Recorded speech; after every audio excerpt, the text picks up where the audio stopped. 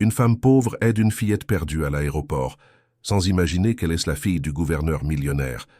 Quand l'homme découvre la vérité, il choque tout le monde par son attitude.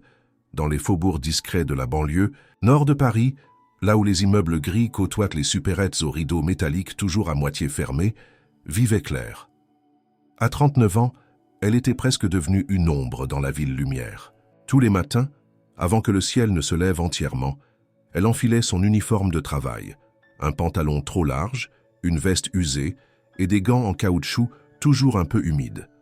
Claire travaillait comme femme de ménage à l'aéroport Charles de Gaulle, effectuant des doubles services pour pouvoir subvenir aux besoins de sa mère malade, clouée au lit depuis plusieurs années.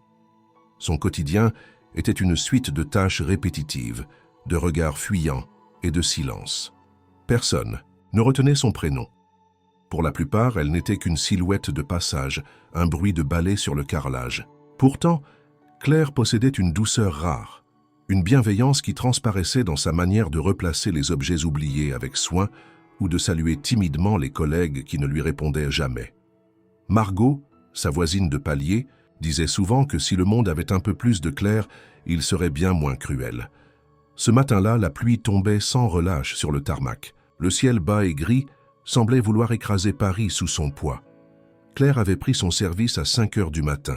Elle avait quitté son appartement silencieusement, laissant un petit mot sur la table pour sa mère, lui promettant de rentrer avec de quoi préparer sa soupe préférée. Dans le bus, elle avait croisé Luc, un ancien collègue devenu ami, qui lui avait offert un café chaud. Il n'avait pas parlé, mais ce geste simple avait suffi à réchauffer un peu son cœur. À l'aéroport, tout semblait ordinaire. Les voyageurs pressés, les valises qui roulent, les annonces étouffées dans les haut-parleurs. Claire frottait le sol du terminal E, concentrée, quand son regard fut attiré par une silhouette inhabituelle. Sur un des bancs près de la zone des arrivées, une petite fille était assise seule. Elle tenait un lapin en peluche contre elle, ses jambes pendantes, et fixait le vide avec des yeux trop grands pour son visage. Elle devait avoir à peine 5 ans. Claire s'arrêta. L'image était si incongrue dans ce décor métallique qu'elle crut d'abord à une illusion. Mais non, l'enfant était bien réel, trempée jusqu'aux os malgré le fait qu'elle soit à l'intérieur, comme si elle avait erré dans la pluie avant d'entrer. Son petit manteau beige était taché de boue, ses cheveux blonds collaient à son front et elle semblait frigorifiée. Sans réfléchir, Claire s'approcha doucement, comme on le ferait d'un animal effrayé. Elle s'agenouilla à bonne distance, cherchant à croiser le regard de la fillette. L'enfant la vit mais ne bougea pas. Il y avait dans son silence quelque chose de plus profond que de la peur. C'était un silence lourd, celui de ceux qui ne savent plus quoi espérer. « Bonjour ma chérie, tu es toute seule ?» demanda Claire d'une voix basse, presque un murmure. L'enfant hocha la tête, sans un mot. Claire jeta un coup d'œil autour d'elle, cherchant un adulte, un parent, une hôtesse, quelqu'un qui pourrait expliquer cette scène. Mais personne ne semblait prêter attention à la petite. Le monde continuait de tourner autour d'elle, comme si leur bulle n'existait pas. « Comment tu t'appelles » tenta-t-elle, plus doucement encore. La petite ouvrit la bouche, mais aucun son ne sortit. Ses doigts se crispèrent sur la peluche. Claire sentit un pincement au cœur. Elle savait ce que c'était, la solitude. Et elle voyait dans les yeux de l'enfant une détresse qu'aucun mot ne pouvait traduire. Elle sortit un mouchoir propre de sa poche et l'approcha très lentement. La petite ne recula pas. Claire lui essuya le visage, délicatement, puis ôta sa propre veste pour la lui passer sur les épaules. Elle n'avait pas grand-chose à offrir, mais cela au moins, elle pouvait le faire. « Je vais rester avec toi, d'accord ? Jusqu'à ce qu'on retrouve ta maman ou ton papa, je suis là maintenant. » Pour la première fois, la fillette cligna des yeux, puis s'autorisa un léger hochement de tête. Claire s'assit à côté d'elle, sans parler. Elle savait que parfois le silence pouvait être plus rassurant que 1000 promesses. Tandis que les minutes passaient, la pluie tambourinait toujours sur les vitres. Mais dans ce coin de terminal, une paix étrange s'était installée. Personne ne venait. Pas un agent, pas un membre du personnel. Claire se demanda comment une enfant aussi jeune avait pu rester seule si longtemps sans alerter qui que ce soit. Le monde devenait-il aveugle à ce point? Elle sortit de son sac une petite barre de céréales, la tendit à l'enfant qui l'accepta avec hésitation. Puis, tout doucement, Claire reprit la parole. « Tu sais, quand j'étais petite, j'avais moi aussi un doudou. C'était une girafe. Elle s'appelait Zoé. L'enfant tourna légèrement la tête vers elle, intrigué. Et toi? Il a un nom, ton lapin? Un murmure presque imperceptible s'échappa enfin des lèvres de la fillette. Chouchou. Claire sourit. Ce petit mot, aussi simple soit-il, était une percée. Elle ne savait pas encore ce que cela allait changer, ni à quel point cette rencontre allait bouleverser sa vie. Mais à cet instant, elle ne pensait qu'à une chose, protéger cet enfant. Coûte que coûte. Elle regarda autour une dernière fois, puis serra un peu plus la veste sur les épaules de la petite fille. La journée ne faisait que commencer, mais Claire sentait déjà qu'elle ne serait plus jamais comme les autres.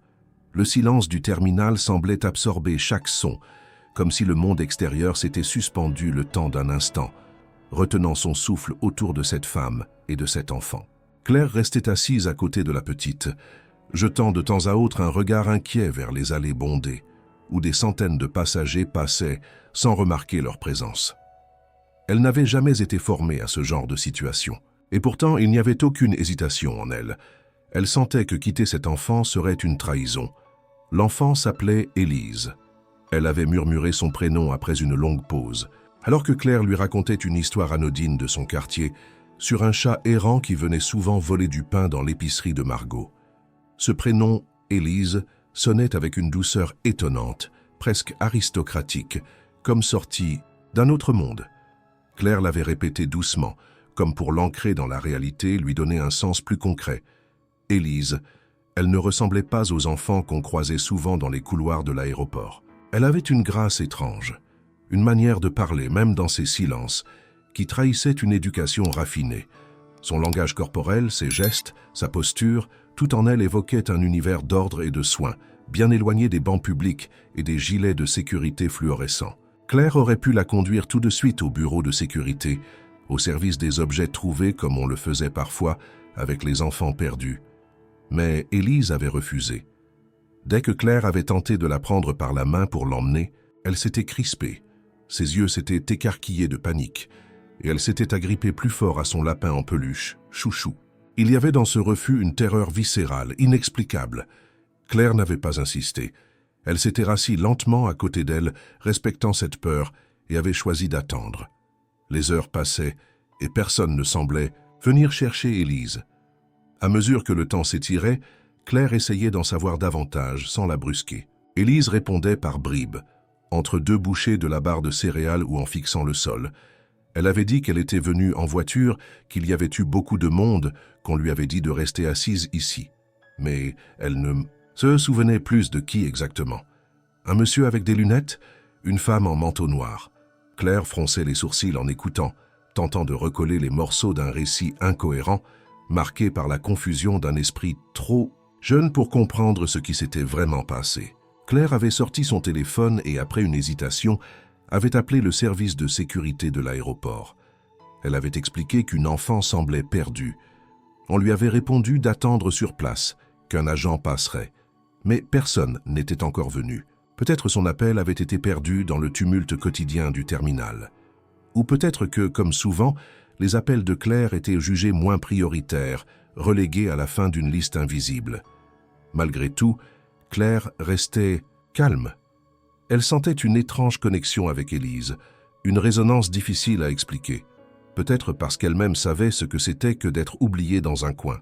Ou peut-être parce qu'Élise lui rappelait quelque chose qu'elle avait perdu depuis longtemps. Une innocence, une confiance silencieuse dans le monde. L'enfant ne pleurait pas.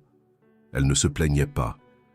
Elle se contentait d'être là auprès de Claire, comme si cette simple présence suffisait à la rassurer. À un moment, Élise demanda si Claire avait des enfants. La question prit cette dernière de court. Elle secoua doucement la tête, un sourire triste aux lèvres. Non, elle n'en avait pas. Elle avait toujours rêvé d'avoir une fille, mais la vie avait fait d'autres choix. Trop de responsabilités, trop de soucis, pas assez de place pour le reste. Élise ne dit rien, mais posa sa tête contre l'épaule de Claire, et ce geste, si petit soit-il, brisa quelque chose en elle.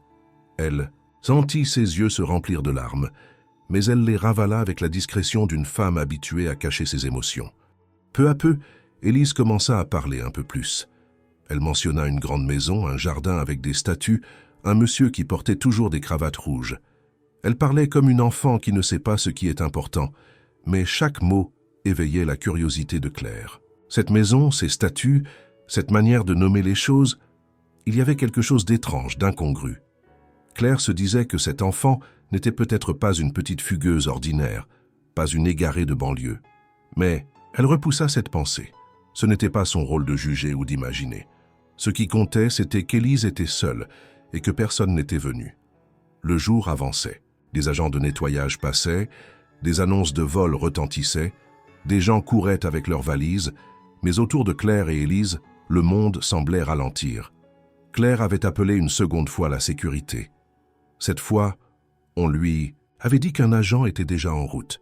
Elle s'était sentie vaguement rassurée, mais aussi inquiète. Elle craignait que lorsqu'on viendrait enfin, Élise doive partir sans qu'on lui laisse même lui dire au revoir. Elle s'était déjà attachée, bien plus qu'elle ne l'aurait cru possible. Vers la fin de l'après-midi, Élise, fatiguée, s'était assoupie contre elle. Claire l'avait enveloppée dans sa veste et l'avait laissée dormir. Elle observait les gens passer devant elle sans un regard, pensant à sa propre mère, à son appartement modeste, à la soupe qu'elle ne cuisinerait peut-être pas ce soir. Elle ne regrettait rien. Le simple fait d'avoir pu être là pour Élise lui semblait plus important que n'importe quelle obligation. Mais alors qu'elle commençait à se demander si elle devait, malgré tout, aller à la police de l'aéroport, un groupe de personnes apparut au loin. Une femme élégante, aux cheveux tirés en chignon, regardait nerveusement autour d'elle. Elle était suivie par 2 hommes en costume et un agent de sécurité. Claire comprit aussitôt que quelque chose changeait. Elle serra doucement Élise contre elle, qui ouvrit les yeux au même moment comme si elle avait senti le danger.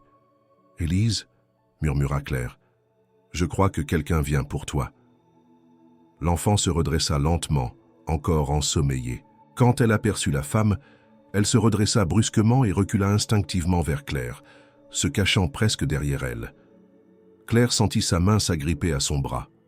Il y avait de la peur dans ce geste, une peur que laissait présager que la suite ne serait pas aussi simple qu'un simple retrouvailles heureuse. La femme arriva devant elle et s'arrêta net. Son regard alla de Claire à l'enfant, froid, inquisiteur. Claire sentit aussitôt une hostilité non dissimulée. Elle se leva, tentant un sourire, et dit « Elle était seule depuis ce matin. Elle ne voulait aller avec personne.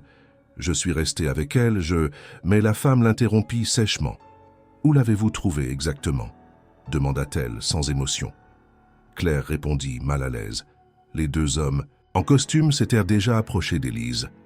La petite fille pleurait en silence, refusant de lâcher la main de Claire. Ce fut un agent de sécurité qui s'interposa doucement pour la détacher. Claire se sentit impuissante. Aucun remerciement ne vint, aucune explication, juste des regards soupçonneux, des gestes secs, des murmures échangés.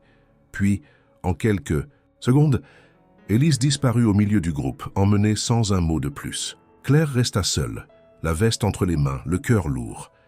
Elle avait agi par instinct, par bonté. Et voilà comment cela finissait. Aucune reconnaissance, juste le vide, et une question lancinante qui ne la quittait plus. Qui était vraiment Élise? Claire n'avait pas dormi cette nuit-là.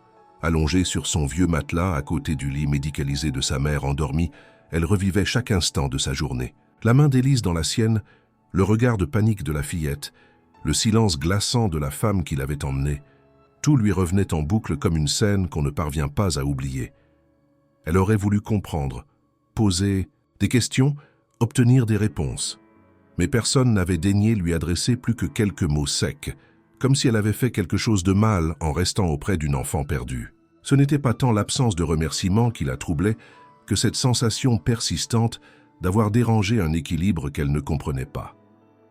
Le lendemain matin, la pluie avait cessé, mais un vent froid balayait encore les rues de son quartier. Claire prit son service comme d'habitude, avec son thermos de café tiède dans une main et son badge pendu autour du cou. L'aéroport était aussi bruyant et agité qu'à l'ordinaire. Rien ne semblait avoir changé, et pourtant, elle ne pouvait plus voir les lieux de la même manière.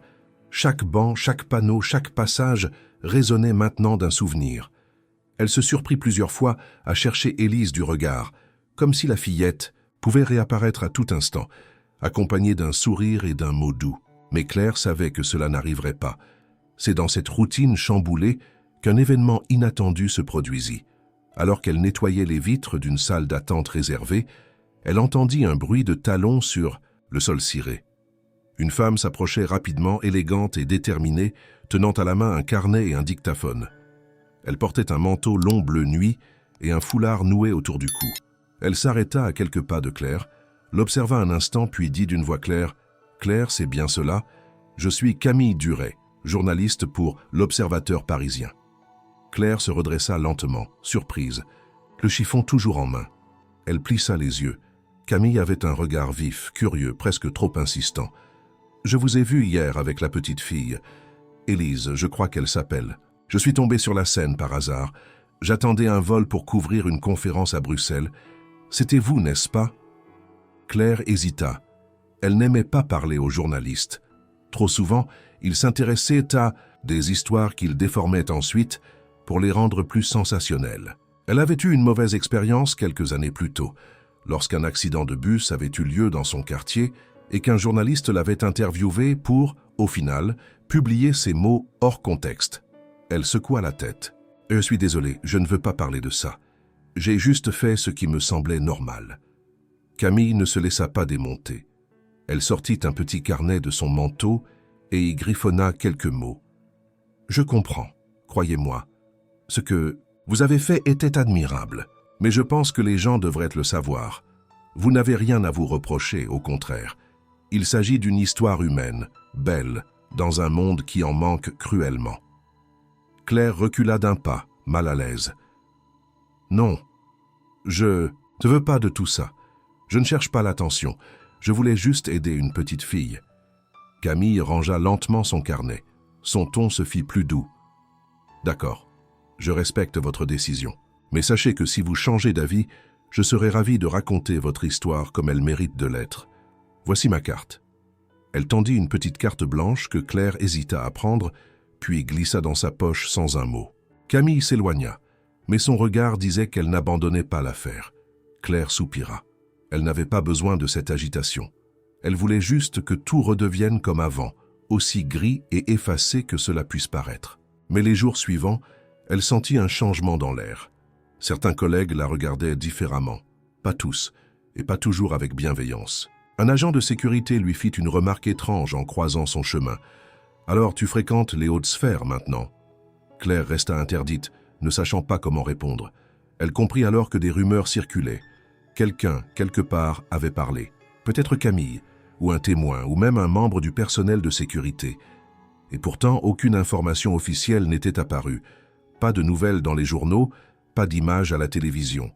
Tout semblait encore contenu. Mais cette tension dans l'air ne trompait pas Claire. Quelque chose bougeait, quelque chose qu'elle ne contrôlait pas. C'est lors d'un bref passage dans une salle réservée au personnel qu'elle entendit pour la première fois le nom Moreau. Deux employés discutaient à voix basse. « Tu te rends compte ? La gamine, c'était la fille du gouverneur. »« Non, Philippe Moreau ? Oui. Et il paraît que c'est une femme de ménage qui l'a retrouvée. Elle a passé des heures avec elle avant que la gouvernante arrive. » Claire sentit son cœur s'arrêter une seconde. Elle comprenait maintenant pourquoi cette petite avait cette allure si distinguée, pourquoi elle avait semblé si différente. La fille du gouverneur, le nom de Philippe Moreau, elle le connaissait. Tout le monde le connaissait. Gouverneur régional, comme influent, respecté et craint à la fois. Un homme dont les apparitions étaient de millimétrées, dont l'image publique était contrôlée jusqu'au moindre détail. Et elle avait tenu sa fille dans ses bras, elle l'avait protégée, consolée, nourrie, sans savoir. Elle quitta la salle en silence, les jambes tremblantes. Ce n'était plus une histoire banale, ce n'était plus juste une enfant perdue. C'était un événement qui, s'il devenait public, pouvait avoir des répercussions, imprévues. Claire ne savait pas si elle devait avoir peur ou simplement continuer à vivre comme si de rien n'était. Mais son instinct lui disait que ce n'était que le début. Elle sentait qu'une vague approchait, lente mais inévitable, et qu'elle serait bientôt emportée, qu'elle le veuille ou non. Le soir venu, chez elle, elle raconta une version atténuée des événements à sa mère, qui l'écoutait depuis son fauteuil, les yeux brillants de fatigue mais encore attentifs. « Tu as fait ce qu'il fallait, ma chérie, » lui dit-elle, avec une tendresse rare. Claire hocha la tête. Elle voulait y croire. Mais quelque chose en elle s'était déjà mis à changer. Ce regard de la gouvernante, ce silence pesant, cette attitude froide, elle n'en avait pas fini avec cette histoire. Et même si elle voulait se retirer, elle sentait bien que le monde ne lui laisserait pas cette chance. Au loin, quelque part dans les bureaux feutrés du pouvoir, d'autres voix commençaient à murmurer son nom. Des décisions se préparaient. Et Claire, femme invisible jusqu'alors, allait bientôt faire face à un monde dont elle ne soupçonnait même pas les règles. Claire n'avait jamais cherché à attirer l'attention. Toute sa vie avait été construite autour de cette capacité à se faire oublier, à ne pas gêner, à passer inaperçue pour survivre dans un monde qui ne la regardait jamais. Mais cette discrétion, son meilleur refuge, commençait à s'effriter. Les regards dans les couloirs du terminal, les murmures à peine étouffés dans les salles de repos, les chuchotements à son passage, tout indiquait que son geste n'était plus un secret. Et pourtant, dans le silence officiel qui enveloppait encore l'incident, rien n'avait été confirmé. Aucune déclaration publique, aucune annonce du gouverneur, aucune mention claire de ce qui s'était passé. Comme si l'histoire d'Élise, et surtout celle de Claire, devait rester dans l'ombre. Les jours passaient et Claire tentait de reprendre sa routine. Elle balayait, lavait, ramassait les papiers froissés, nettoyait les sanitaires comme si de rien n'était. Mais une tension sourde s'était installée dans son ventre. Elle avait cette sensation d'être suivie, observée. Parfois, un inconnu la dévisageait plus longtemps que de raison. D'autres fois, c'était une collègue qui changeait brusquement de conversation en la voyant arriver. Même Margot, sa voisine si bavarde, lui avait posé une question étrange dans l'ascenseur. « Tu ne penses pas que tu devrais parler à quelqu'un? Peut-être à un avocat ?» Claire n'avait pas su quoi répondre. Parler à qui? Pour dire quoi? Elle n'avait rien fait de mal. Un matin, alors qu'elle terminait son service de nuit, elle trouva une enveloppe glissée sous sa porte. Elle n'était ni cachetée ni marquée d'un nom. À l'intérieur, un article plié sans logo de journal, avec seulement une mention manuscrite. Brouillon, à valider. L'article parlait d'elle. Il décrivait une femme modeste, nettoyeuse à l'aéroport, qui avait retrouvé une enfant perdue et l'avait protégée jusqu'à ce que les autorités interviennent. Aucun nom n'était cité, mais les détails étaient trop précis pour laisser place au doute. L'article mentionnait même la peluche de la fillette, son prénom et la manière dont elle avait refusé de quitter la femme. Claire sentit son estomac se contracter. Camille.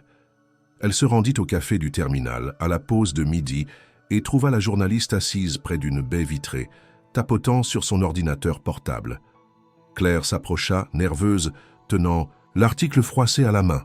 « Pourquoi m'avoir envoyé ça ?» demanda-t-elle à voix basse. Camille leva les yeux, surprise, puis sourit doucement. « Parce que je voulais vous montrer que votre histoire peut être racontée avec respect. Je ne publierai rien sans votre accord, mais les gens doivent savoir. Vous avez fait quelque chose de beau, Claire. Rare. » Claire secoua la tête. « Ce n'est pas ce que je veux. Je ne veux pas de projecteur. Je veux juste que cette petite aille bien. » Camille referma doucement son ordinateur. « Je comprends. Mais ce n'est pas seulement votre histoire. Il y a quelque chose de plus grand ici. Vous avez touché une corde sensible, et certains ne veulent pas que cette vérité émerge. » Ces mots résonnèrent en Claire comme un avertissement. Elle se redressa, prit une profonde inspiration et repartit, le cœur alourdi. Elle n'aimait pas les insinuations, les non-dits, et pourtant, elle sentait qu'il y avait quelque chose derrière cette façade. Une raison pour laquelle la gouvernante avait été si hostile. Un secret que l'on voulait à tout prix garder enfoui. Le soir même, Claire prit une décision. Elle écrivit une lettre simple, manuscrite, qu'elle adressa à la direction de l'aéroport. Elle y racontait sans fioriture les faits tels qu'elle les avait vécus. Elle ne demandait rien, ne se plaignait pas, elle voulait simplement que sa version soit entendue, au cas où des accusations viendraient un jour. Elle posta la lettre et tenta de tourner la page, mais tourner la page s'avéra plus difficile que prévu. Une semaine après l'incident, alors qu'elle s'apprêtait à quitter le terminal après une nuit longue et difficile, elle aperçut un groupe de journalistes près de l'entrée principale, parmi eux Camille, et soudain, des flashs, des voix, des questions. Claire ne comprit pas tout de suite ce qui se passait. Elle tourna la tête et vit une silhouette descendre d'une voiture noire. Philippe Moreau, en chair et en os, accompagné de gardes du corps et de membres de son cabinet. Il avançait d'un pas déterminé vers l'intérieur de l'aéroport, mais son regard croisa celui de Claire un bref instant. Il s'arrêta, une seconde, puis reprit sa route comme si de rien n'était. Claire resta figée. Pourquoi était-il là? Pour inspecter? Pour faire une déclaration? Rien ne fut expliqué. Les journalistes furent tenus à distance, et Claire quitta les lieux sans chercher à comprendre davantage. Mais quelque chose en elle avait changé. Ce regard échangé, bref mais intense, lui avait fait comprendre qu'elle n'était plus une simple spectatrice. 2 jours plus tard, Camille publia finalement un article. Contre toute attente, Claire y était mentionnée. Pas nommément, mais clairement identifiée. Une femme ordinaire, oubliée du système, qui a fait preuve d'un courage discret. L'article était sensible, respectueux mais puissant. Il évoquait aussi le silence du gouvernement régional, le refus de commenter l'incident et la question que tout le monde se posait maintenant: pourquoi une enfant aussi bien surveillée s'était-elle retrouvée seule dans un aéroport international? Claire lut l'article seule dans sa cuisine, pendant que sa mère dormait. Elle sentit les larmes lui monter aux yeux. Pas de peur cette fois, ni de honte, mais une forme de reconnaissance inattendue. Elle n'avait rien demandé, mais enfin, quelqu'un avait vu, quelqu'un avait compris. Elle n'était plus tout à fait invisible. Le lendemain, des lettres commencèrent à arriver. Des inconnus lui écrivaient pour la remercier, pour lui dire qu'elle avait fait ce que beaucoup auraient ignoré. Certains lui envoyaient même des petits colis, du thé, des foulards, des dessins d'enfants. Margot, la voisine, passait chaque soir avec une pile de courriers qu'elle récupérait dans la boîte aux lettres. Et pourtant, dans le cœur de Claire, une inquiétude subsistait. Elle n'était pas naïve. Elle savait que tout cela pouvait basculer. Elle craignait qu'en touchant à une figure aussi puissante que Philippe Moreau, même de manière indirecte, elle ait ouvert une porte dangereuse. Le monde politique était un théâtre où les actes les plus nobles pouvaient être retournés contre ceux qui les avaient commis. Elle espérait que l'histoire s'arrêterait là, mais au fond, elle savait que ce n'était que le début. Et dans le silence de sa chambre, alors que la nuit tombait sur les toits gris de la banlieue parisienne, Claire ferma les yeux en pensant à Élise. Elle se demandait si la petite allait bien, si elle se souvenait d'elle, si un jour, leur chemin se croiserait à nouveau. Parce qu'en dépit de tout ce qu'on pouvait dire ou écrire, pour Claire, cette histoire n'était pas celle d'un gouverneur ou d'un scandale. C'était celle d'un lien tissé en silence, entre une femme oubliée et une enfant perdue. La routine matinale de Claire commença comme tant d'autres. Un réveil discret pour ne pas déranger sa mère, un café réchauffé de la veille, des vêtements simples mais propres, un rapide baiser sur le front fatigué de la vieille femme, puis la porte qui claque doucement derrière elle, dans le couloir encore endormi. Les jours s'étaient enchaînés depuis la publication de l'article de Camille, et même si certains voisins lui adressaient maintenant un sourire différent, plus appuyé, Claire essayait de ne pas se laisser troubler. Elle continuait à vivre comme toujours, à se fondre dans le décor, même si quelque chose au fond d'elle avait irrémédiablement changé. Mais ce matin-là, un détail perturba la mécanique bien huilée de ses journées. Son téléphone sonna. Pas une vibration timide ou un message automatique, mais une véritable sonnerie, inhabituelle. Claire, enfilant ses chaussures, décrocha sans vérifier le numéro.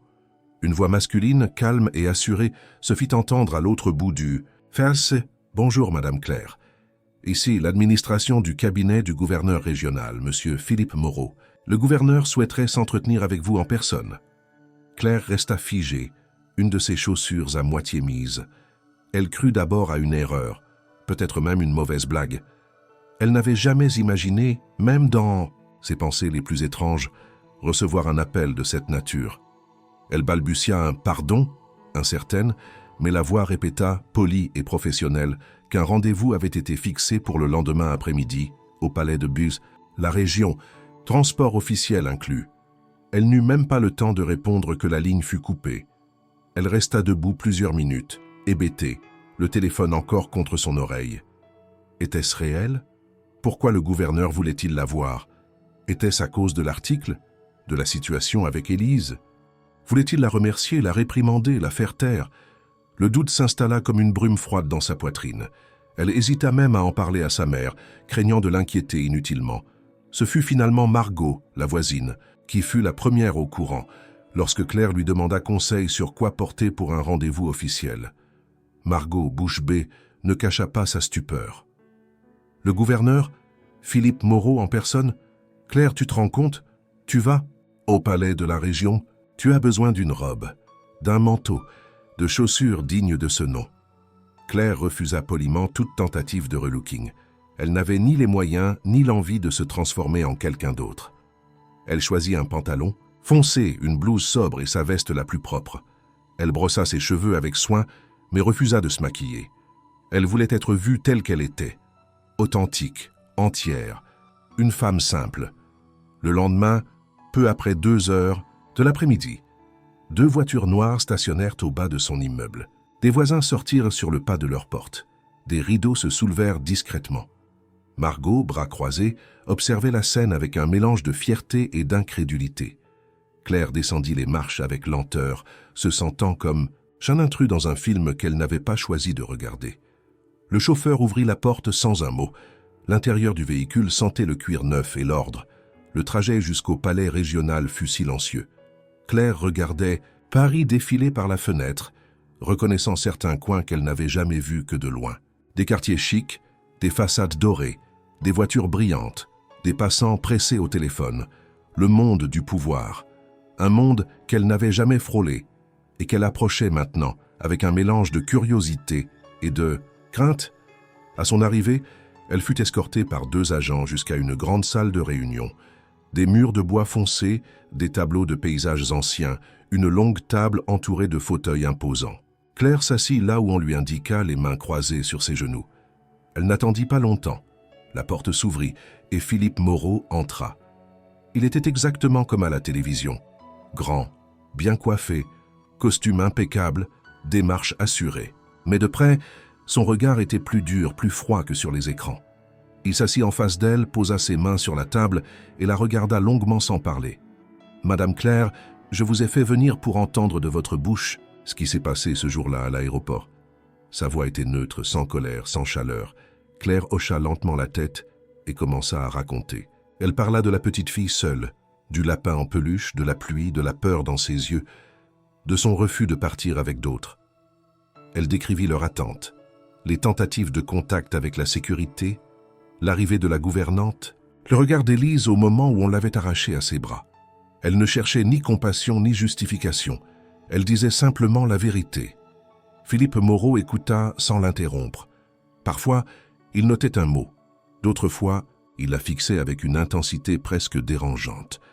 Lorsqu'elle eut terminé, un silence s'installa. Puis, d'une voix calme, il déclara « C'est tout ce que je voulais savoir. » Claire fronça les sourcils.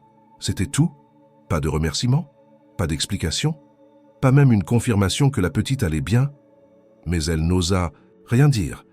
Elle se contenta de se lever lentement lorsque le gouverneur fit signe à un assistant. Celui-ci lui indiqua poliment la sortie. Elle sortit de la salle en silence, le cœur serré par une incompréhension amère. Dans la voiture du retour, Claire regardait à nouveau Paris défiler, mais cette fois, l'angoisse avait remplacé la curiosité. Elle ne comprenait rien à ce qui venait de se passer. Était-ce un test? Une menace voilée? Une simple vérification? Elle ne le savait pas. Mais elle savait que quelque chose clochait. Elle avait l'intuition que cette entrevue n'était pas la fin de l'histoire. Au contraire, elle venait sans doute d'en franchir une nouvelle porte, plus mystérieuse encore que les précédentes. Et sans le savoir, elle avait pénétré au cœur d'un engrenage dont elle ne maîtrisait aucune des règles. Le retour de Claire dans son quartier fut silencieux, presque irréel. La voiture officielle s'était arrêtée à quelques mètres de son immeuble, et déjà les curieux se pressaient aux fenêtres. Margot, fidèle à son habitude, l'attendait devant la porte avec un air mi-inquiet, mi-fier. Claire sortit sans un mot, salua poliment le chauffeur qui referma la portière sans émotion et monta les escaliers lentement, le regard fixe, comme si son esprit était resté enfermé dans le palais du gouverneur.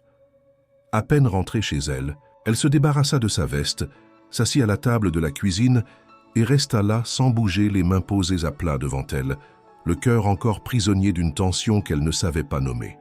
Elle repensait au regard de Philippe Moreau, à sa voix mesurée, à cette façon presque clinique de lui poser des questions, comme s'il cochait mentalement une liste d'éléments à vérifier. Rien dans son attitude n'avait trahi la moindre gratitude, la moindre émotion. Il voulait juste savoir, confirmer, contrôler. Claire avait espéré, sans vraiment l'admettre, une parole réconfortante, un mot doux sur Élise, une simple reconnaissance pour avoir veillé sur sa fille. Mais elle n'avait reçu qu'un verdict sec. C'est tout ce que je voulais savoir.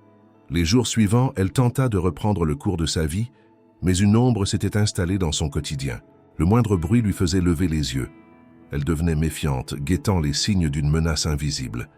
Et puis, il y avait le silence. Un silence pesant, inhabituel, presque trop parfait. Plus de lettres, plus de journalistes, plus de regards insistants. C'était comme si on avait décidé d'effacer l'épisode, de le neutraliser par l'indifférence. Même Camille semblait avoir disparu du paysage. Claire ne recevait plus ses messages ni ses appels. Puis vint le matin où tout bascula, à nouveau. Elle arriva au travail à l'aube, comme toujours, prête à entamer son service dans le terminal principal. Mais à la porte réservée au personnel, son badge refusa de fonctionner. Le lecteur électronique émit un bip sec, rouge, comme un refus catégorique. Elle tenta une seconde fois, même résultat. Un agent de sécurité s'approcha, l'air gêné. « Madame Claire, je crois que vous êtes convoquée à la direction. » Claire sentit un frisson glacial lui parcourir l'échine. Elle suivit l'agent sans poser de questions, retenant à peine les battements précipités de son cœur. Dans le petit bureau de la direction, un homme qu'elle connaissait à peine l'attendait. Il lui tendit une feuille sans lever les yeux. Résiliation de contrat, sans motif, décision de la direction générale. Claire lut le document avec lenteur. Aucun détail, aucune explication, juste une formule impersonnelle, froide, administrative. Elle leva les yeux, tenta de comprendre. « J'ai fait quelque chose de mal ?» Le responsable haussa les épaules. « Ce sont des ordres, madame, je suis désolé. » « Désolé. » Un mot si facile à prononcer quand il ne change rien. Claire sortit du bureau avec une stupeur silencieuse. Elle tenait encore la feuille entre ses doigts, comme si elle espérait qu'en la froissant, elle effacerait la réalité. Mais il n'y avait rien à effacer. Elle venait de perdre son emploi, sans préavis, sans explication, sans recours. Le retour à la maison fut plus dur que jamais. Elle avait honte. Elle craignait le regard de sa mère, l'inquiétude de Margot, les questions sans fin de ceux qui lisaient entre les lignes. Et surtout, elle se sentait trahie. Elle n'avait rien demandé. Elle n'avait fait que ce que tout être humain aurait dû faire. Aider une enfant en détresse. Mais dans ce monde où chaque geste avait un prix, son acte avait éveillé des forces bien plus puissantes qu'elle.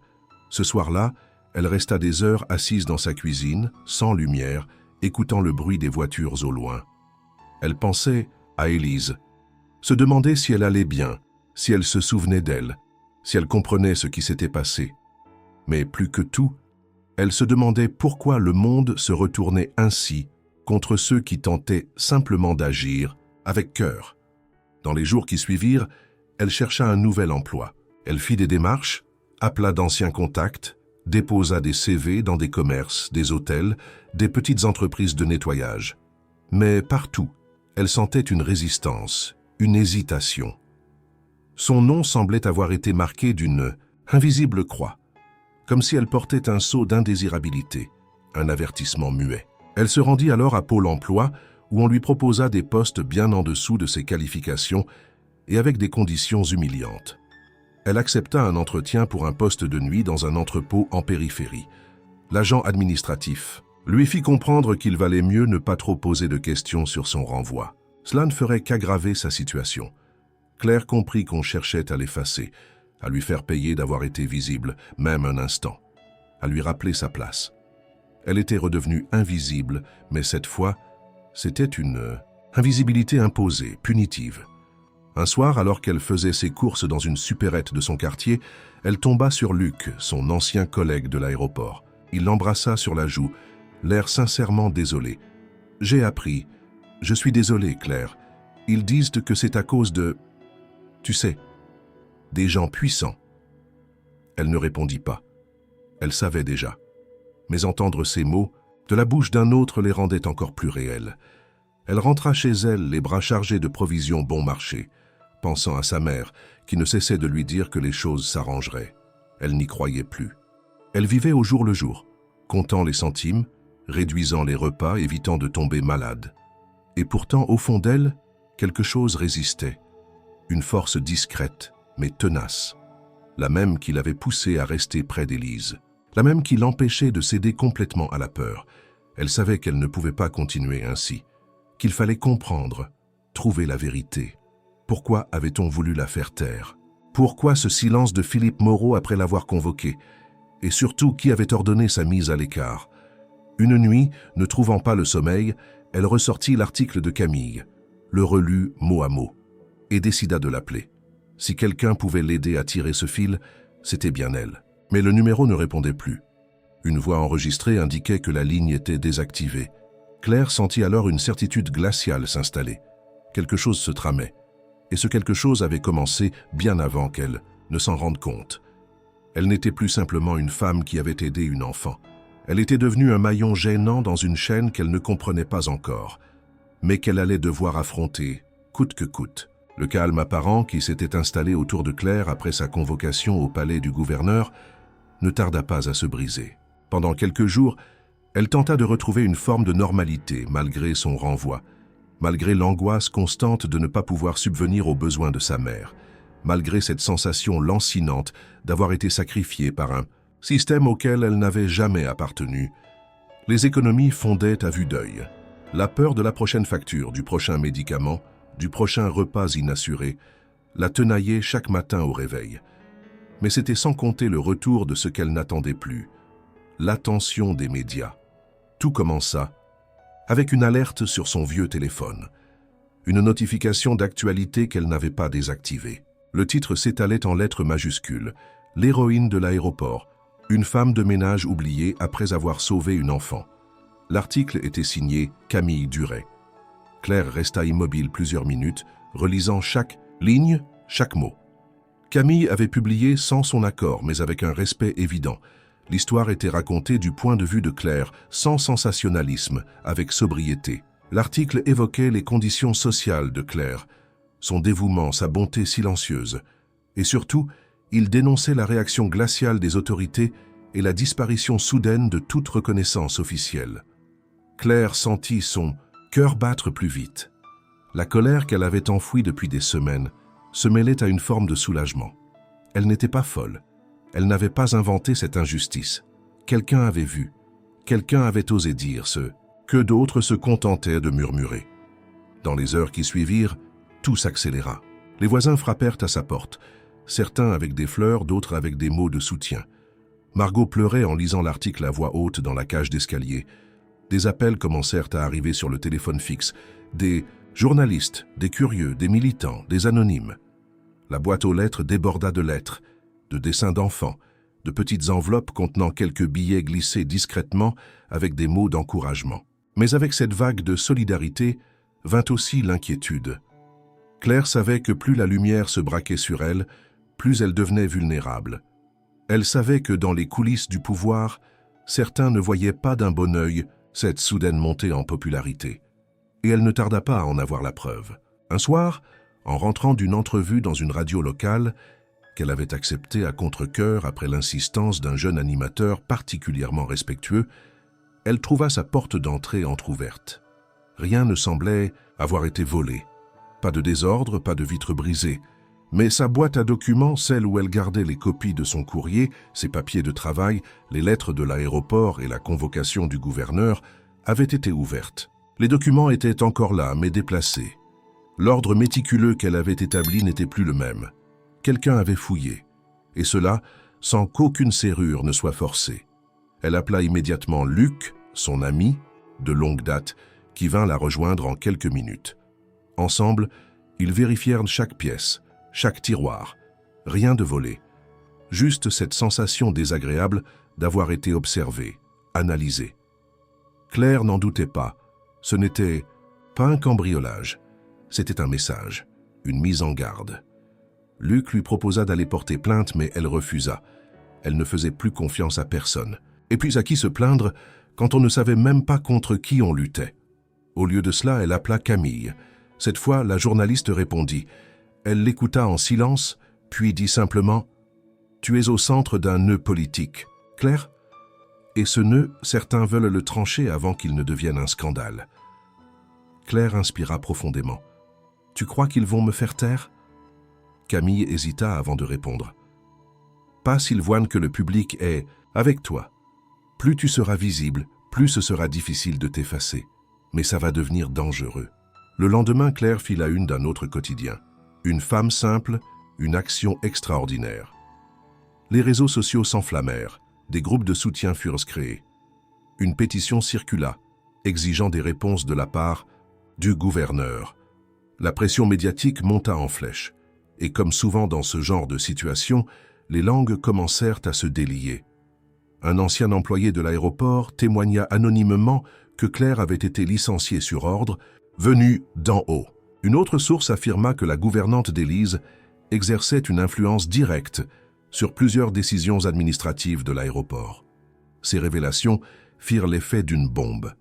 Les médias commencèrent à fouiller plus profondément, et bientôt, les premiers articles critiquant le silence de Philippe Moreau virent le jour. Mais malgré cette effervescence, Claire restait prudente. Elle continuait de vivre modestement, d'aider sa mère, de répondre aux lettres avec sincérité.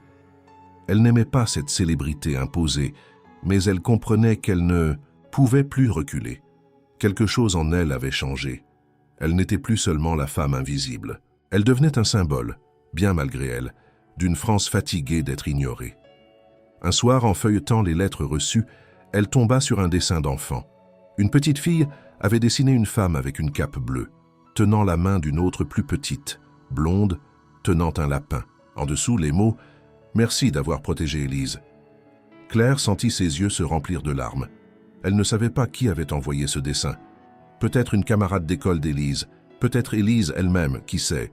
Mais ce petit bout de papier, plus que tous les discours, lui donna la force de continuer. Elle comprit alors qu'elle ne pouvait plus se contenter de subir. Elle allait devoir se battre, non seulement pour elle, mais pour toutes les autres, femmes comme elle. Invisible, courageuse, oubliée, et dans la lumière blafarde de sa cuisine, alors que la ville s'endormait lentement autour d'elle, Claire sentit naître en elle une détermination nouvelle, celle de ne plus jamais laisser les puissants dicter les règles du silence. La tempête médiatique n'avait pas encore cessé de souffler autour de Claire lorsque le sol se déroba une nouvelle fois sous ses pieds. Alors qu'elle commençait enfin à retrouver un peu de stabilité émotionnelle, portée par les élans de solidarité du public et par les encouragements discrets de certains proches, une décision inattendue et brutale allait remettre en question tout ce qu'elle essayait de reconstruire. Au milieu de cette agitation, alors qu'elle pensait que le pire était derrière elle, Claire fut frappée par un coup d'une cruauté presque symbolique, sa suppression du registre social de la mairie. Tout commença par une lettre administrative, reçue un matin pluvieux, cachetée avec la mention « urgente ». Elle l'ouvrit avec appréhension, habituée désormais à attendre des mauvaises nouvelles plutôt que des bonnes. Ce courrier provenait du service d'aide sociale, celui-là même qui assurait une part essentielle du traitement médical de sa mère. Le message était clair. Votre dossier a été réévalué suite à une directive exceptionnelle. Le soutien logistique et financier est suspendu jusqu'à nouvel ordre. Aucune autre justification, aucun nom de fonctionnaire, aucun contact. Claire relut la lettre plusieurs fois, comme si les mots allaient finir par changer sous ses yeux. Mais non, le message restait sec, impitoyable. Sa mère, qui nécessitait un traitement coûteux, des soins constants, des médicaments spécifiques, ne pourrait plus bénéficier de l'aide sans laquelle elle ne pouvait survivre. En quelques lignes, c'était toute la structure fragile de leur existence qui s'effondrait. L'aide sociale, déjà maigre mais vitale, s'évanouissait. Claire sentit une colère sourde s'éveiller en elle. Ce n'était plus seulement un licenciement injustifié. Ce n'était plus une mise à l'écart. C'était une forme de représailles institutionnalisée, une punition silencieuse mais brutale. Elle se rendit immédiatement à la mairie de son arrondissement, dossier sous le bras, le cœur battant. Le bureau de l'assistante sociale était fermé. Après plusieurs attentes, on lui indiqua que Louise, la personne en charge de son dossier depuis des années, avait été déplacée, temporairement. Aucun autre agent ne voulut lui parler.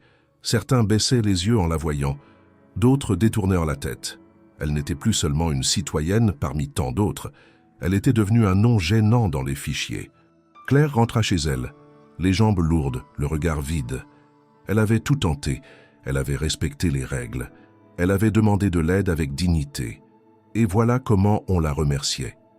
Sa mère, affaiblie mais lucide, comprit aussitôt que quelque chose n'allait pas. Claire tenta de lui cacher l'essentiel, mais la vieille femme devina. Elle serra la main de sa fille avec une tendresse infinie. « Ne laisse pas ces gens te faire croire que tu as tort, Claire. Tu as fait ce qu'il fallait. » Mais le poids du quotidien ne se nourrit pas de principes moraux. Il exige des solutions, des ressources, du concret. Et Claire n'en avait plus. Elle vendit une chaîne en or que sa mère tenait de sa grand-mère. Elle mit en ligne quelques objets inutilisés. Elle réduisit les repas, partagea ses portions avec parcimonie. Chaque comprimé devenait une décision. Chaque facture, une épreuve. Elle commença à se réveiller la nuit, tremblante, hantée par des rêves dans lesquels sa mère disparaissait dans un couloir d'hôpital vide. C'est à ce moment-là que Camille revint vers elle. La journaliste, qui avait été discrète depuis la publication de son article, lui proposa un rendez-vous discret dans un café du 11e arrondissement.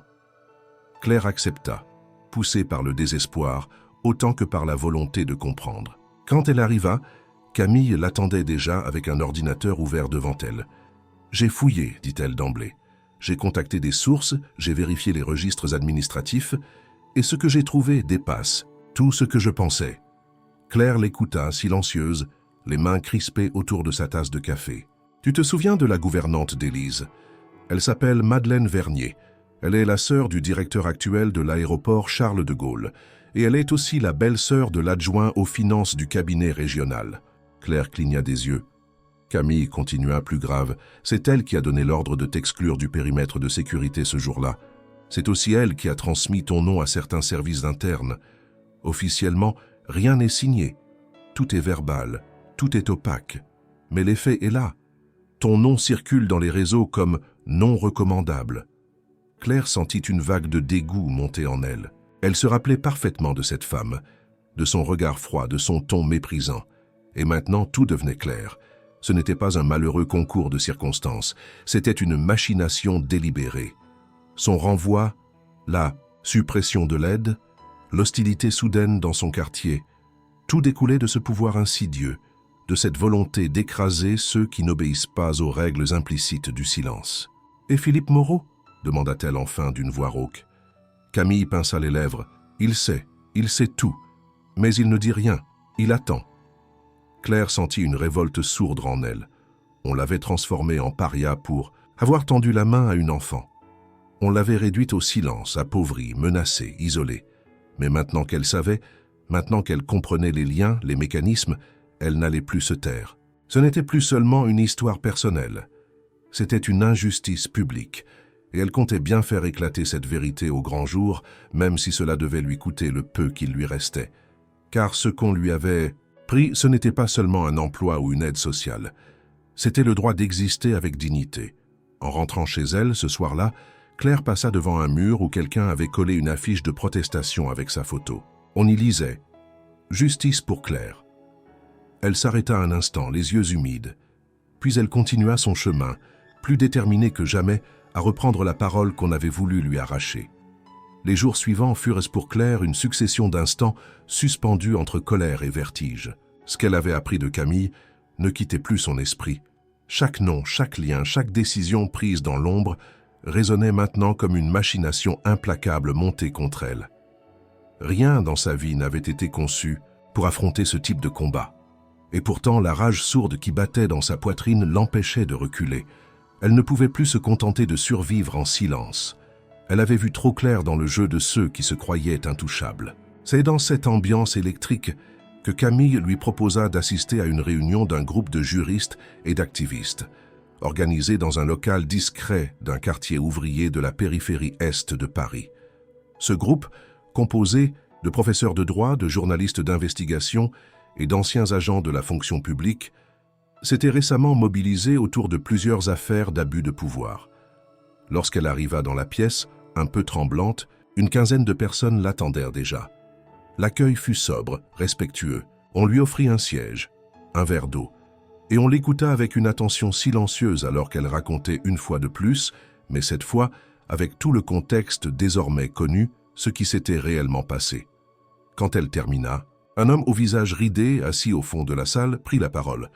Il s'appelait François Leroux, ancien magistrat administratif. Ce que vous décrivez n'est pas une simple injustice, c'est un système. Un réseau d'influence qui utilise les structures publiques pour se protéger lui-même. Ce genre d'abus laisse rarement des traces, mais il laisse des victimes. Une autre femme, avocate spécialisée dans les droits des travailleurs, prit la suite. Nous pouvons agir. Il nous faudra des témoignages, des documents, et surtout, la volonté d'aller jusqu'au bout. Ce ne sera pas rapide, ni sans risque, mais votre affaire peut devenir un précédent majeur. Claire écoutait en silence. Chaque mot renforçait sa détermination. Elle accepta de confier à ce groupe toutes les copies de ses échanges, ses lettres, les relevés d'aide supprimés, les détails du licenciement. En parallèle, Camille poursuivit ses investigations. Elle commença à creuser plus profondément les ramifications autour de Madeleine Vernier, la gouvernante d'Élise. Ce qu'elle découvrit dépassait même ses attentes. Madeleine Vernier, en plus de sa position officielle auprès de la famille Moreau, occupait discrètement un poste de consultante auprès du conseil de gestion de l'aéroport. Elle n'apparaissait pas dans les registres publics, mais son nom figurait dans plusieurs procès-verbaux internes obtenus par une source anonyme. Plus troublante encore, Camille identifia un schéma de favoritisme dans les affectations de personnel et les attributions de marchés de nettoyage, dont plusieurs bénéficiaires étaient des proches de la gouvernante ou de son entourage. Claire, en lisant les résumés de Camille, sentait l'étau se desserrer, non pas autour de son cou, mais autour de ceux qui avaient tenté de la broyer. Il devenait de plus en plus évident que ce qu'elle avait vécu n'était pas isolé. Elle avait simplement été la goutte de trop dans un vase rempli depuis longtemps de silence et de compromission. Un soir, alors qu'elle recopiait à la main un témoignage pour les juristes, elle fut interrompue par un appel sur le téléphone fixe. Une voix masculine, basse, hésitante, se présenta. Luc, l'ami de longue date, celui qui avait travaillé à ses côtés à l'aéroport. Il lui demanda un rendez-vous discret, précisant qu'il avait des informations à lui transmettre. Ils se retrouvèrent dans un petit parc déserté par le froid du soir. Luc, nerveux, regardait autour de lui comme s'il craignait d'être écouté.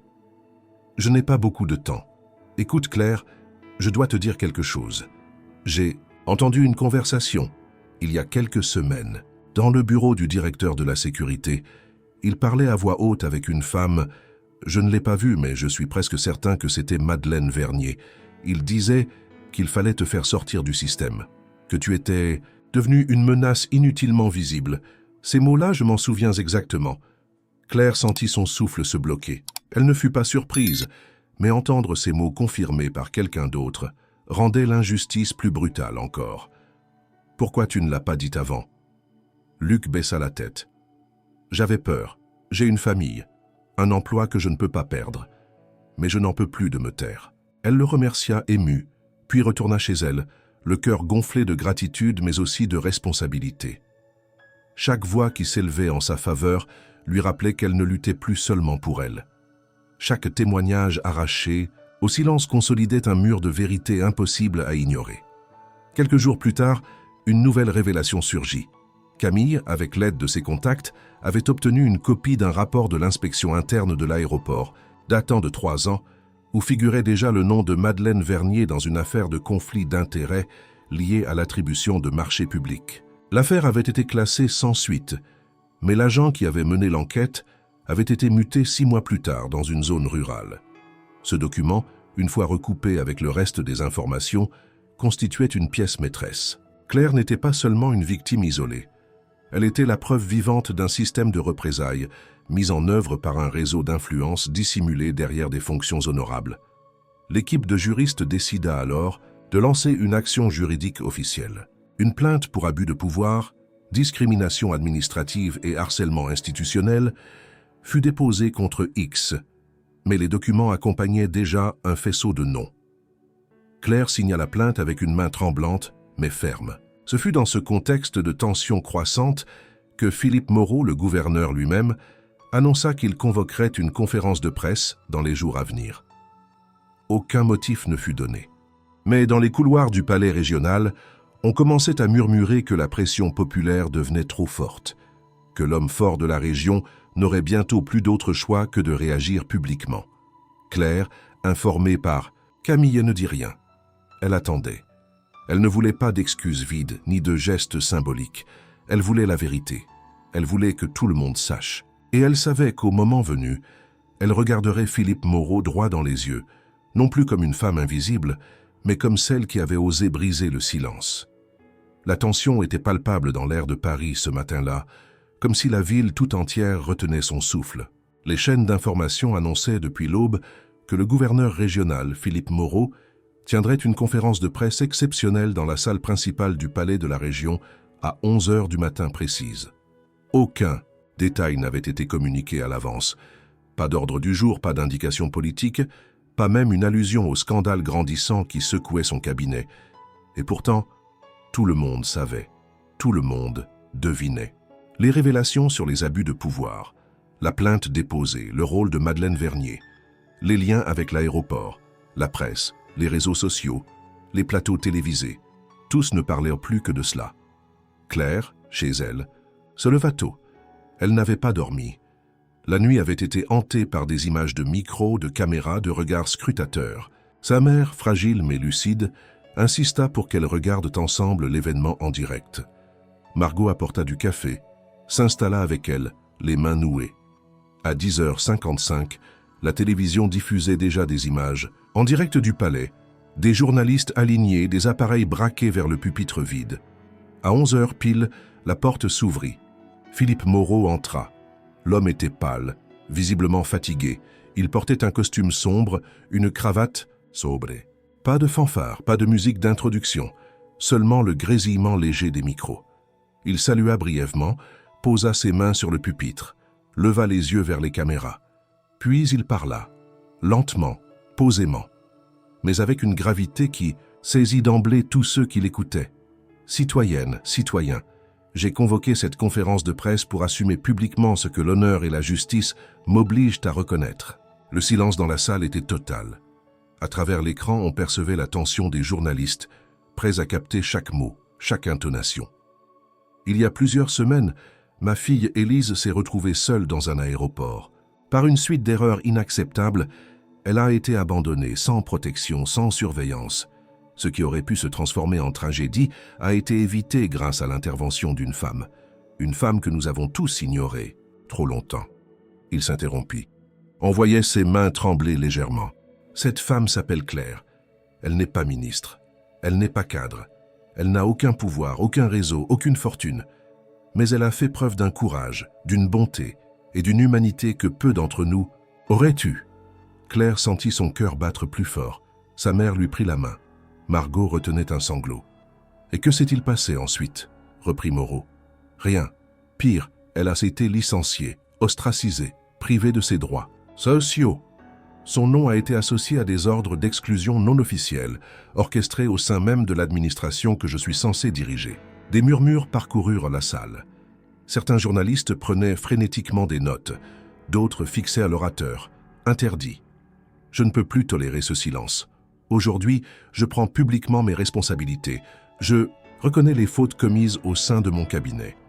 J'annonce l'ouverture immédiate d'une enquête administrative indépendante sur les décisions prises autour du cas de Madame Claire. Il marqua une nouvelle pause, puis fixa l'objectif avec une intensité nouvelle. Et ce n'est pas tout. Il est temps que cette République cesse de considérer ses citoyens comme de simples pièces interchangeables. Il est temps que la voix des invisibles soit entendue.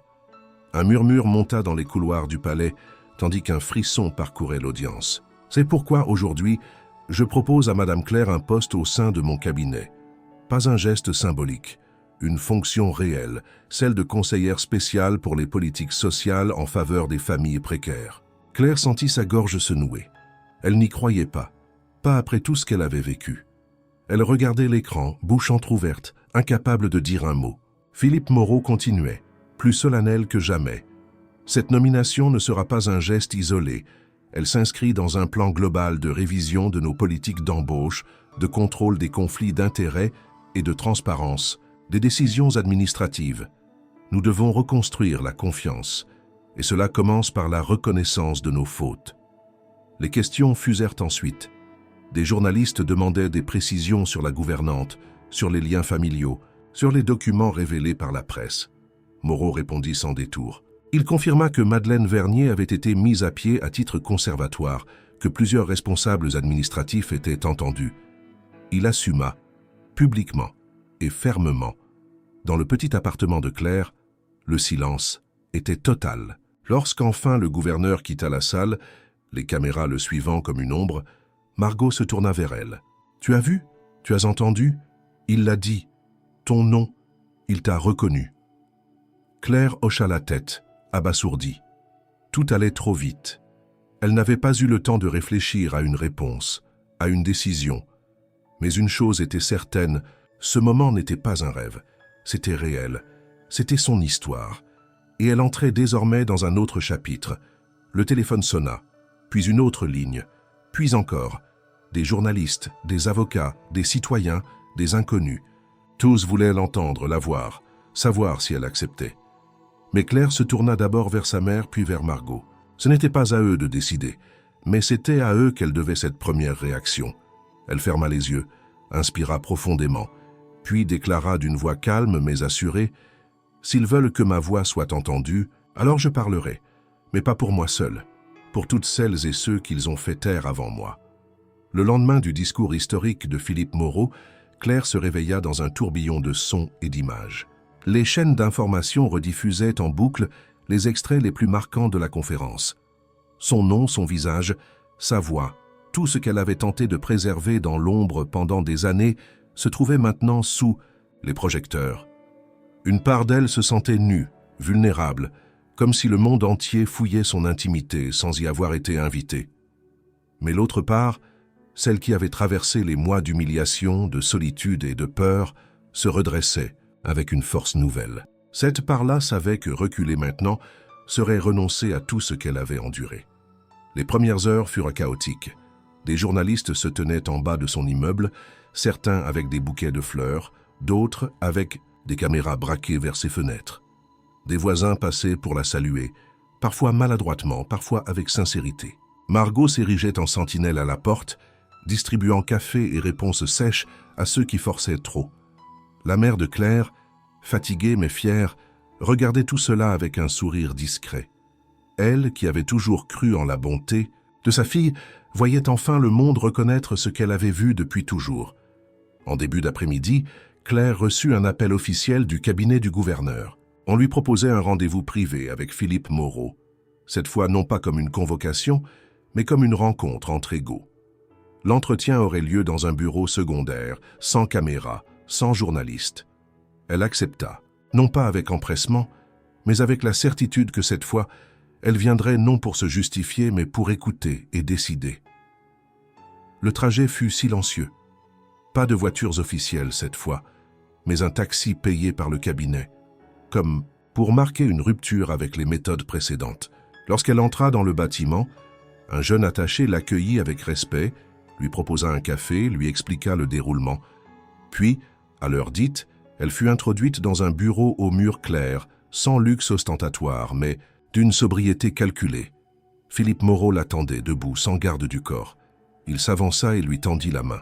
« Madame Claire, merci d'être venue. » Elle serra la main sans détour, regardant l'homme droit dans les yeux. Cette fois, elle n'était plus intimidée. Il l'invita à s'asseoir et prit place en face d'elle. Après quelques formules de courtoisie, il entra dans le vif du sujet. « Ce que j'ai dit hier n'était pas un discours politique, c'était un aveu.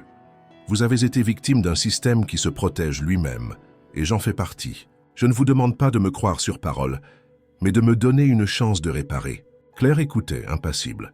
Il poursuivit. « J'ai parlé hier d'un poste. Je tiens à préciser ce qu'il signifie. Il ne s'agit pas d'un titre vide.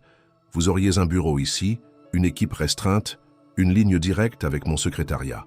Votre mission serait d'identifier, avec les moyens de l'administration, les cas de familles en détresse que nos politiques actuelles ne parviennent pas à aider, et de proposer des réformes. Vous auriez toute liberté de parole et un accès prioritaire à mes réunions. » Claire ne répondit pas immédiatement. Elle prit une gorgée de café, observa les lieux, puis, d'une voix posée, elle dit « Pourquoi moi ? Vous auriez pu choisir une figure universitaire, une militante. Vous avez des dizaines de conseillers. Pourquoi donner ce pouvoir à une femme de ménage sans diplôme d'État ?» Philippe Moreau ne sia pas. « Justement pour cela. Parce que vous n'êtes pas prisonnière des codes, des jeux d'alliance, des stratégies politiques, parce que vous avez vu la réalité de ceux qu'on ne voit jamais. Et surtout parce que, contrairement à beaucoup, vous avez agi. Le silence s'installa quelques secondes. Claire, intérieurement, mesurait le poids de cette décision. Accepter, c'était entrer dans un monde qu'elle avait toujours observé de loin, un monde auquel elle n'avait jamais cru appartenir. Mais refuser, c'était renoncer à une chance d'aider ceux qui, comme elle, avaient souffert en silence. « J'accepte », dit-elle enfin. Philippe Moreau hocha la tête, soulagé. « Très bien, vous commencerez la semaine prochaine. Vous aurez le soutien de l'équipe et mon engagement personnel. » Lorsqu'elle sortit du bâtiment, les journalistes attendèrent de nouveau. Cette fois, elle ne se cacha pas. Elle marcha droit, salua brièvement les caméras et monta dans le taxi qui la ramena chez elle. Le soir même, l'annonce fut rendue publique. Les réactions furent immédiates. Certains saluaient le courage de Moreau, d'autres dénonçaient un coup politique. Mais la majorité des citoyens, dans les commentaires, dans les lettres, dans les émissions radio, exprimaient un soutien inattendu et massif à Claire. Elle représentait quelque chose d'authentique, de rare. Elle incarnait la possibilité d'un changement réel, venu d'en bas. Camille l'appela dans la soirée. « Tu viens de faire quelque chose d'extraordinaire. » Mais Claire, humble, répondit « Je n'ai rien fait d'extraordinaire. J'ai seulement dit oui. Maintenant, il faut que je sois à la hauteur. » Et elle savait que la route serait longue, que certains, au sein du palais, la regarderaient avec suspicion. Que des résistances se dresseraient. Mais elle n'avait plus peur, car elle portait en elle toutes les voix oubliées qu'elle avait croisées dans sa vie. Elle n'était plus seule, et elle n'était plus invisible. Lundi matin, 1er jour, Claire se tenait devant les lourdes portes vitrées du palais de la région, un dossier sous le bras, ses mains légèrement moites malgré le froid persistant de février. Ce bâtiment, qu'elle avait approché autrefois avec crainte et incompréhension, devenait désormais son lieu de travail. Elle franchit le seuil avec calme, bien que chaque battement de son cœur résonnât comme un tambour dans sa poitrine. À l'accueil, un agent en uniforme lui sourit poliment et lui remit un badge nominatif flambant neuf. Claire Lemarchand, conseillère spéciale auprès du cabinet. Ce simple bout de plastique valait plus qu'un diplôme. Il était la preuve tangible que son histoire avait forcé le système à plier. Mais dès les premiers instants dans les couloirs du pouvoir, Claire comprit que son arrivée dérangeait. Certains employés détournèrent le regard en la croisant. D'autres, plus audacieux, la fixaient sans dissimuler leur hostilité. Elle perçut des chuchotements, des sourires en coin, des remarques à peine voilées. On l'appelait déjà la femme de ménage de luxe, ou encore la mascotte sociale du gouverneur. Elle n'y réagit pas.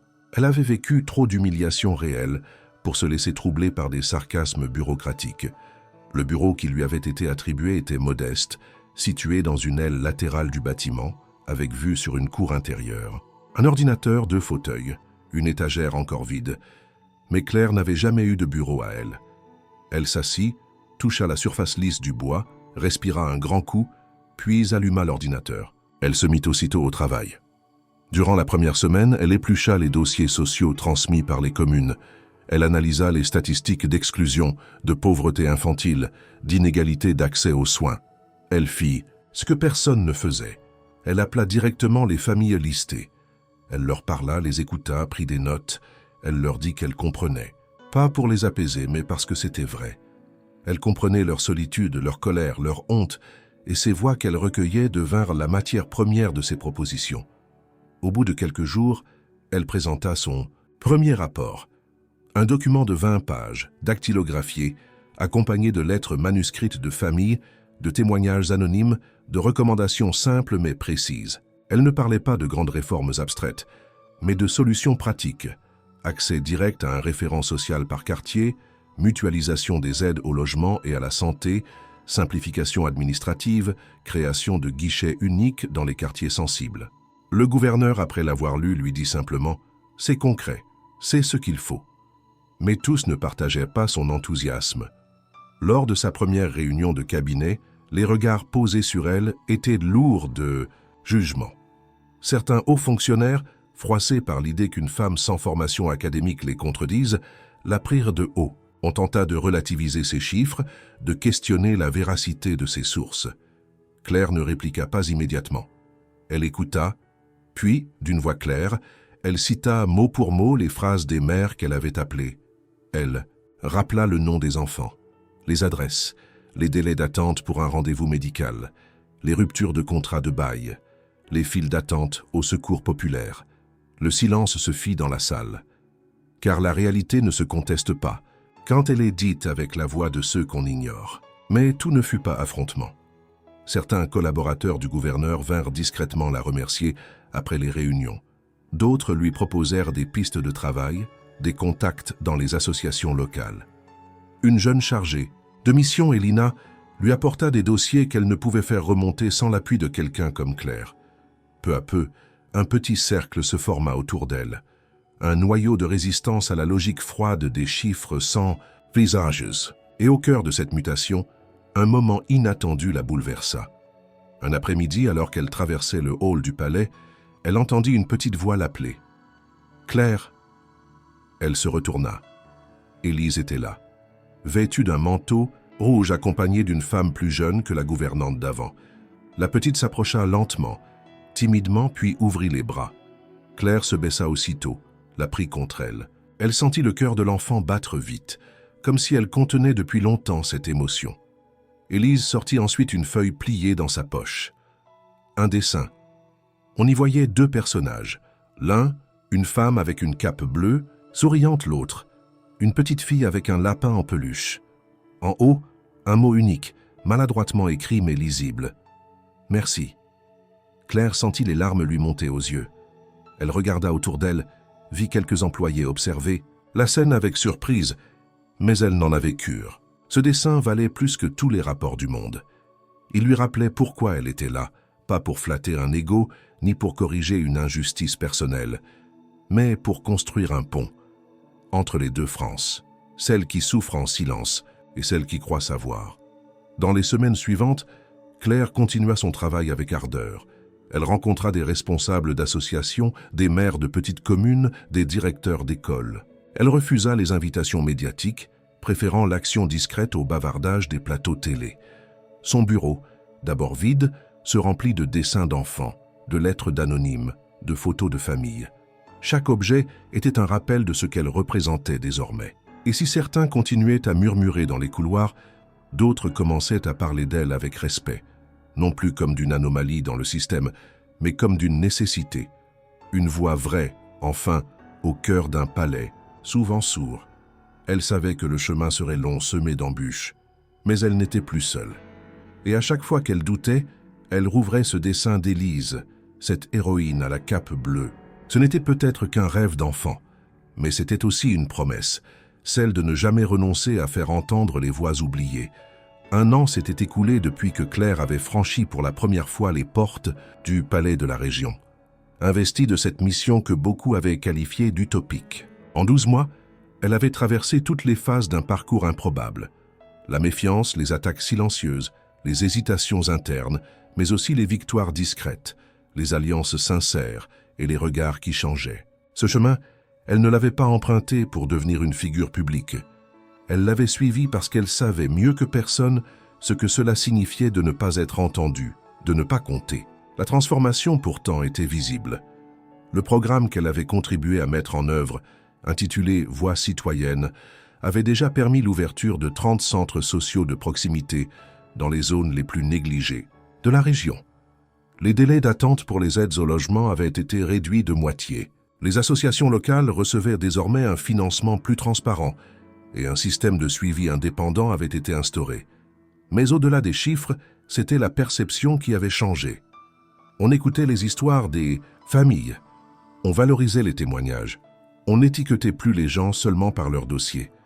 Ce mois-là, Philippe Moreau annonça qu'il remettrait une distinction nationale à plusieurs personnalités ayant marqué l'année par leur engagement. Parmi les récipiendaires figurait le nom de Claire Lemarchand. Elle fut invitée à une cérémonie officielle à l'Hôtel de Ville de Paris, où elle recevrait la médaille de la Légion d'honneur pour service public exemplaire. Lorsqu'elle reçut la lettre d'invitation, Claire resta immobile plusieurs minutes, incapable de parler. Elle repensait à son ancienne vie, à sa blouse de femme de ménage, à l'humidité du carrelage du terminal, aux nuits sans sommeil près du lit de sa mère, à la peur de ne pas y arriver. Elle hésita à accepter. Elle n'aimait pas être sous les projecteurs. Mais ce n'était plus seulement son histoire, c'était celle de milliers de personnes à travers la France qui s'étaient reconnues en elle. Alors elle accepta, à condition qu'un siège soit réservé à sa mère, à Margot, à Luc, à Camille et surtout à Élise. Le jour de la cérémonie, Paris resplendissait sous un soleil printanier rare. Dans le grand hall de l'hôtel de ville, décoré de fleurs et de drapeaux, les invités affluaient. Des ministres, des élus, des représentants d'associations. Claire entra discrètement, vêtue d'un tailleur sobre prêté par Elina, sa collègue du cabinet. Elle tenait la main de sa mère, fragilisée mais présente, les yeux brillants de fierté. Le protocole fut bref. Après les discours d'usage, l'officier de cérémonie annonça son nom. Claire monta sur scène sous les applaudissements nourris. Elle aperçut Camille dans la foule, un sourire sincère aux lèvres. Luc, ému, essuyait une larme discrète. Margot, droit comme un i, battait des mains avec fierté. Et Élise, assise aux côtés de son père, agitait un petit mouchoir blanc avec innocence. Claire croisa le regard de Philippe Moreau. Il hocha la tête, respectueusement. Il n'était plus son supérieur, juste un homme conscient de la dette morale qu'il avait envers elle. Lorsque le micro lui fut tendu, Claire prit une profonde inspiration. Elle ne lut aucun discours. Elle parla simplement, comme elle avait toujours fait. « Je ne suis pas ici pour raconter mon parcours. Il est semblable à celui de beaucoup d'autres femmes et hommes que vous ne verrez jamais sur cette scène. Des gens qui se lèvent tôt, qui prennent soin de leurs proches, qui vivent sans sécurité mais avec dignité. Si aujourd'hui j'ai reçu cette reconnaissance, ce n'est pas parce que je suis exceptionnelle. C'est parce qu'on m'a enfin écoutée. » Elle fit une pause, balayant la salle du regard. « Et si je suis montée ici, c'est pour leur donner, à eux, une voix, pour que plus jamais personne ne soit licencié pour avoir fait ce qui est juste. Pour qu'aucun enfant ne soit laissé seul dans un aéroport. Pour que chaque citoyen ait le droit, non pas seulement d'exister, mais d'être respecté. » La salle se leva. L'ovation fut sincère, durable, émotive. Claire serra la médaille contre elle. Pas comme un trophée, mais comme une promesse. Quelques semaines plus tard, les résultats de l'enquête administrative furent publiés. Madeleine Vernier fut officiellement reconnue coupable de conflits d'intérêts et d'abus d'autorité. Elle fut suspendue de toutes ses fonctions et poursuivie au pénal. Le directeur de l'aéroport fut contraint à la démission, tout comme l'adjoint aux finances qui avait couvert ses agissements. Cette victoire judiciaire, bien que tardive, acheva de restaurer la dignité de Claire. Avec la notoriété nouvelle, elle aurait pu se lancer en politique, être candidate, intégrer un parti. Mais elle refusa. Elle créa à la place un programme régional d'accompagnement pour mères isolées, financé par le budget de son cabinet. Elle forma une équipe de terrain, visita les quartiers, mit en place des ateliers d'alphabétisation, des centres de soutien psychologique, des crèches solidaires. Elle retourna parfois à l'aéroport, mais cette fois pour des rencontres officielles. Là, certains anciens collègues vinrent la saluer, honteux ou admiratifs. Elle leur souriait sans rancune. Le passé appartenait à un monde révolu. Un soir, en rentrant chez elle, elle trouva Élise sur le pas de la porte accompagnée d'un agent de sécurité. L'enfant lui tendit un nouveau dessin. Cette fois, Claire portait une robe bleue, non plus une cape. Elle était entourée de mères et d'enfants. Au-dessus, Élise avait écrit « Tu as changé ma vie ». Claire serra l'enfant contre elle, les yeux embués. Ce n'était pas la France entière qu'elle avait voulu changer. Juste un instant, une situation, une vie. Mais parfois, un seul geste suffit à transformer le destin de plusieurs. Et c'est ainsi qu'une femme invisible, née dans les marges, devint le symbole d'une voix qui ne voulait plus jamais être réduite au silence.